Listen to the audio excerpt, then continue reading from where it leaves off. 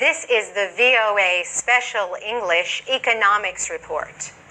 About 350,000 newly unemployed people signed up for financial assistance in the United States during the first week of July.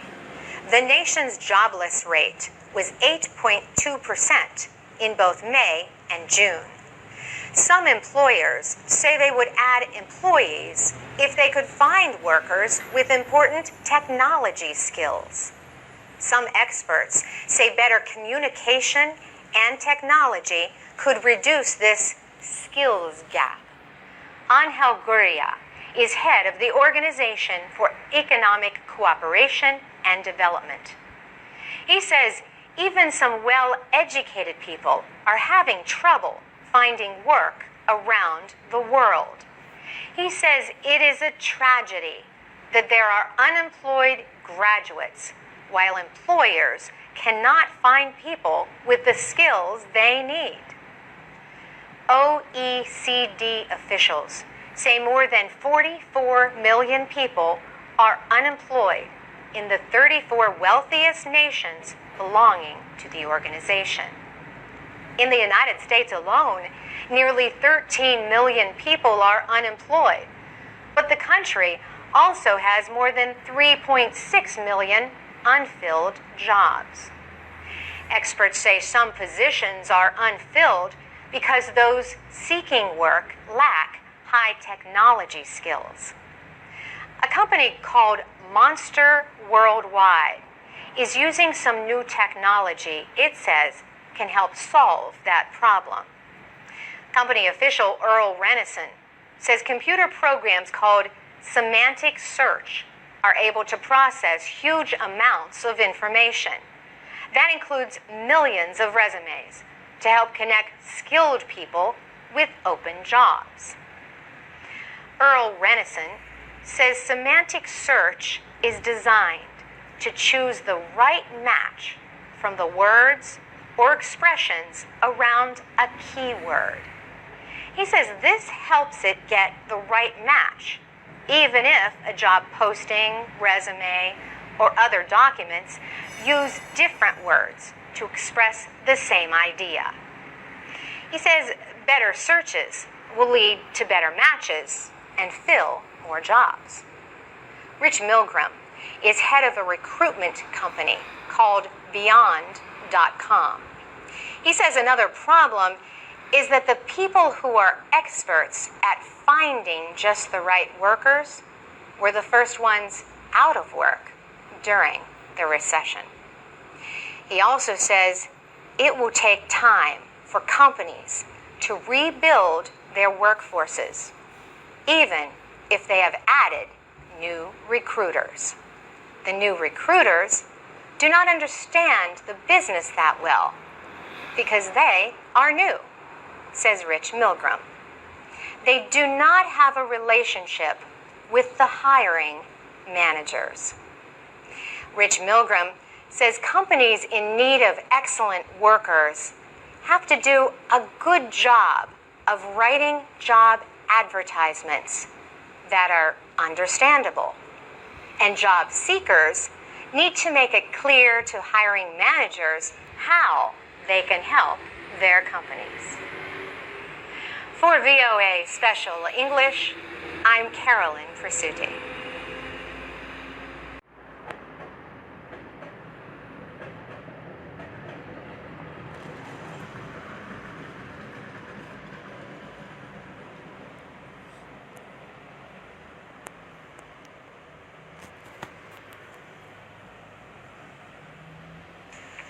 Hello again.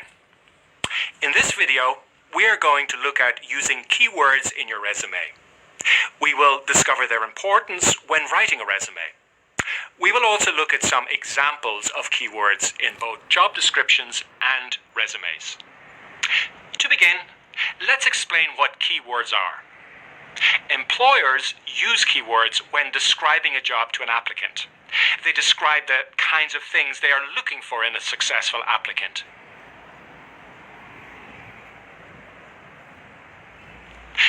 Do you remember the job advertisement from Unit 1? Let's look at it again. The keywords used here are related to the job being advertised. These include greeting clients, excellent organizational skills, good communication skills.